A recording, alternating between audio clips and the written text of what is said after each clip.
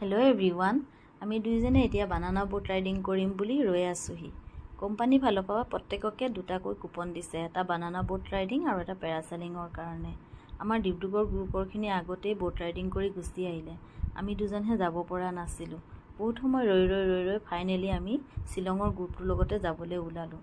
মই পিছে বহুত ভয় কৰি আছিলোঁ, যাবলৈ মন নাছিলে, কিন্তু হাজবেণ্ডে ক'লে একো নহয়, ভয় কৰিবলগীয়া একো নাই।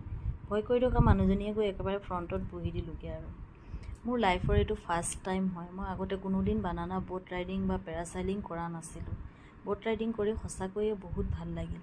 এতিয়া আমি গৈ আছোঁ পেৰাচেলিঙৰ কাৰণে। তেওঁলোকে আমাক এটা বোটত লৈ যাব আৰু আন এটা বোটত গৈ উঠাই দিব, কাৰণ সেই বোটটোতে পেৰাচুটটো কানেক্ট কৰা থাকে। এয়া তেওঁলোকে এতিয়া আমাক ৰেডি কৰি দিছে।